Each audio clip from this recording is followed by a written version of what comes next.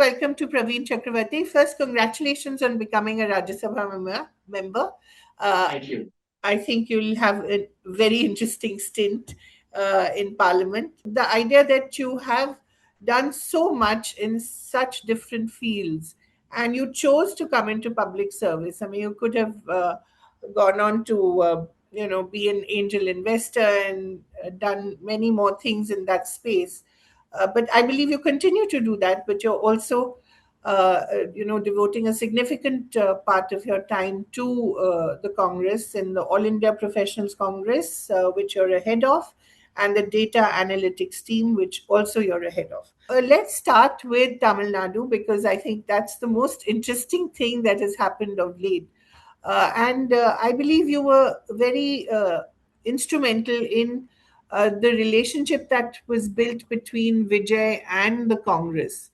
So, what made you believe that Vijay would win, given that people like Rajnikant and Kamal Hassan, I mean, people we consider bigger stars, had not really worked in politics? What made you believe that Vijay would? See, I think it's not so as much a binary as win or lose as it was about an evolving political landscape that I saw in my home state of Tamil Nadu.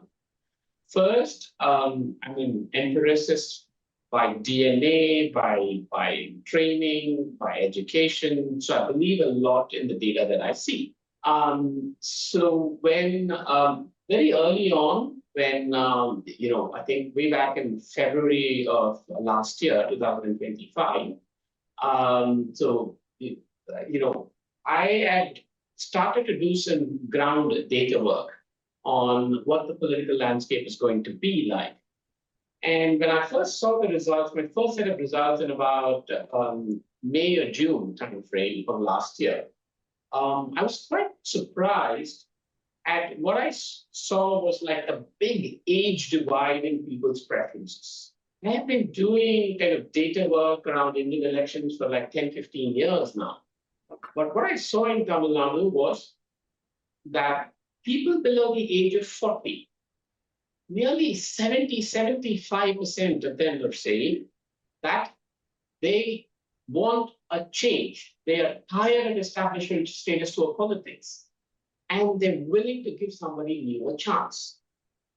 At the same time, 65-70% of people above the age of 50 or 55 said that they will not give this new party a chance because they are inexperienced, they don't know anything. So such a stark, polar, opposite view, which was an age of like the biggest fault line. I have never seen this in any other state in all the 10, 15 years of data work.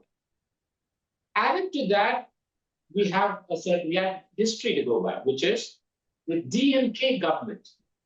In its 50-year history, has never won a re-election when it has been in government. It's never won a re-election. That's true. Yeah. And there are reasons for it. It's just once it's in power, things just go completely berserk and out of control. Then people get disillusioned very fast.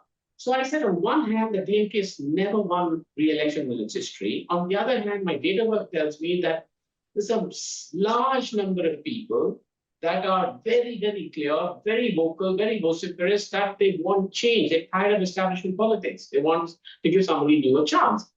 And this people below the age of 40 constitute 40% of the total electorate. So I said, how is it possible that this new party will not do well in terms of vote share? So that way it's not a win or a lose, right? So being a congressman, I then started looking at it from the Congress's own perspective.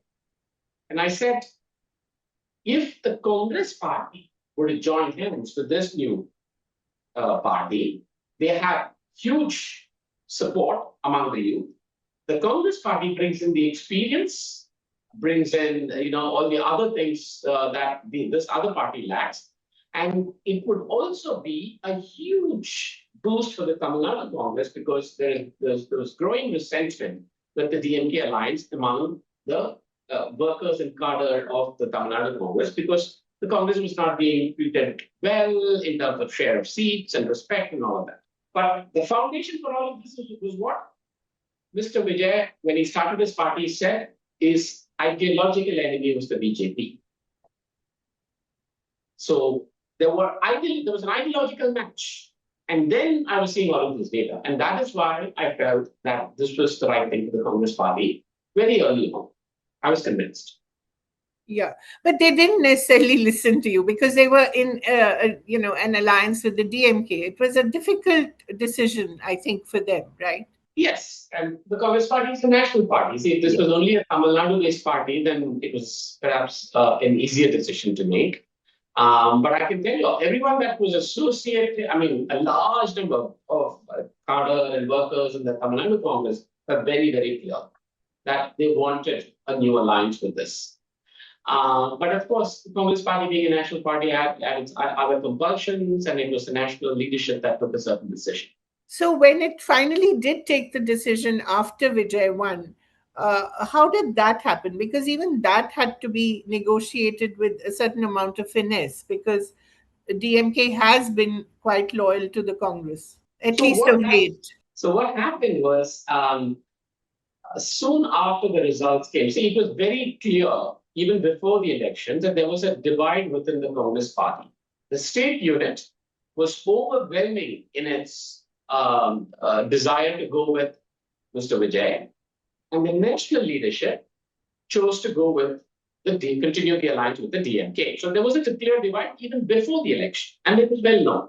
Now, after the election, on the day of the results, the national leadership kind of realized that they probably made a mistake. And the Tamil Nadu Congress unit, started kind of feeling deceived or cheated by its leadership.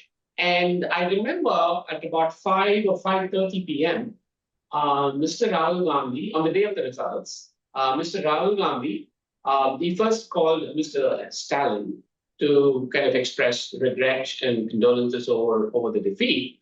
And then immediately after, he called Mr. Vijay to congratulate him. And I know because I was the one who coordinated that call. And on that call, Mr. Gandhi just told Mr. Vijay that, congratulations on your performance. But on that call, Mr. Vijay straight up asked him, he said, we would need the Congress party support. Would you offer it? So both me and Mr. Gandhi were a little surprised by the request. And Mr. Gandhi just told him, we will discuss this internally and we will revert.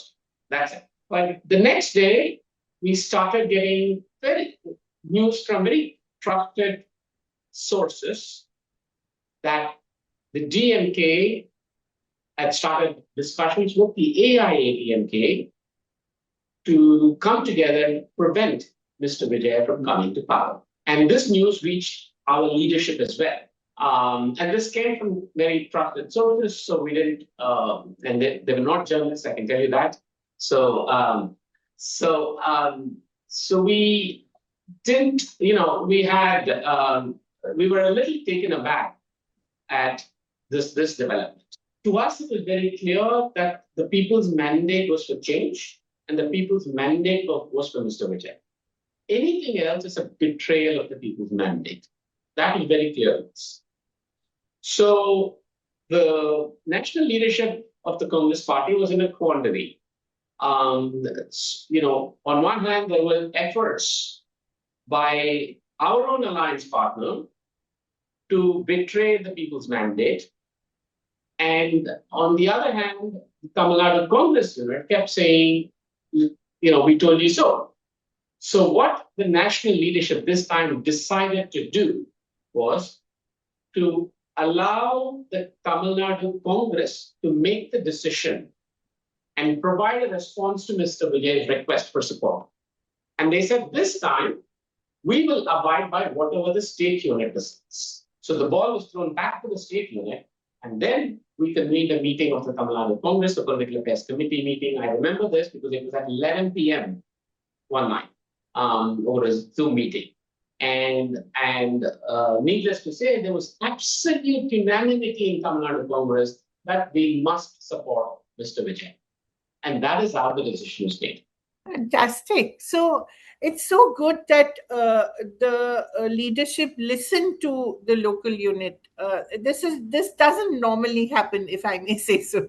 Um, well, it did not happen before the election, Exactly. clearly, Yeah. right? So So yeah, was there a sense that we could have done better if we had joined together before the elections? no doubt, simply no doubt about it. Absolutely, absolutely. Even today, in fact, yesterday, then there was a ceremony of the new Congress president of Tamil Nadu taking charge, Yeah. and in that, every speech, every leader was making this point in their speeches, saying, "Had we made the decision to ally before TBK, today instead of 2 ministers, we would have had 10 ministers. Instead of 5 MLAs, we would have had 50 MLAs. It would have been a completely new Congress party."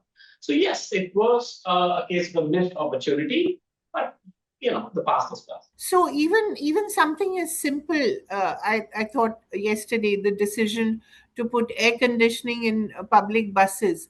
I mean, it's such a simple thing, but it makes so much sense, doesn't it? It's a party that is listening to its people. It's a party Right. that understands what the person on the street is feeling. No, absolutely, absolutely. And this whole old tired notion of air conditioning is a luxury product and it's only for some people. And so, I mean, and think about it. Air conditioning in bus transport versus, let's say, even free bus tickets and the youth are very clear. Give us something that's more honest, that's useful, that's practical, right? And what, especially in states like Tamil Nadu, what this election showed was something else, something more profound. Elections in Tamil Nadu and some of the other southern states are extraordinarily money-driven. Extraordinarily, sorry. Money driven, Oh yes. money. Because candidates and political parties pay money to voters. So what happened in this election? The DMK and the AIADMK, the two tired, old, established parties, were paying money to voters. The voters said, "We'll take your money, but we're not going to vote for you." They went and voted for somebody else.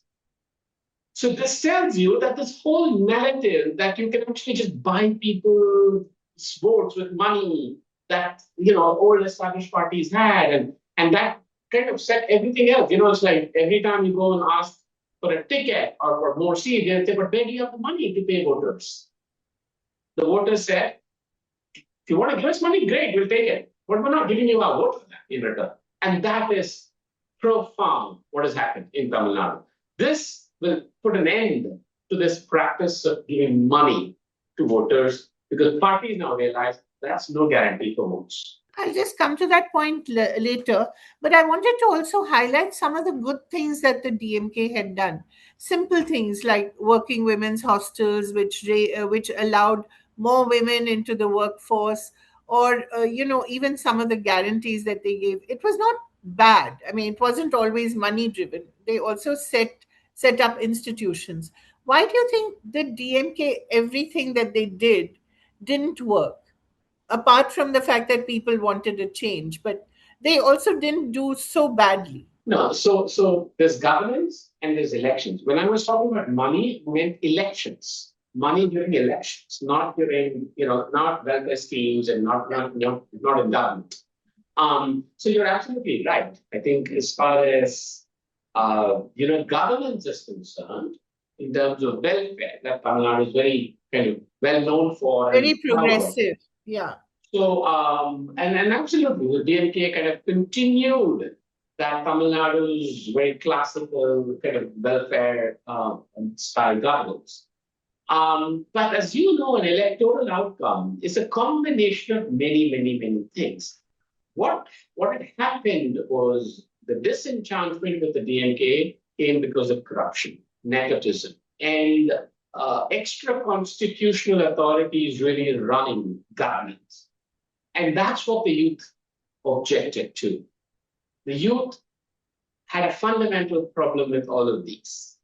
And then you had somebody new, completely new, who they thought they could trust and at least needs to be given a chance.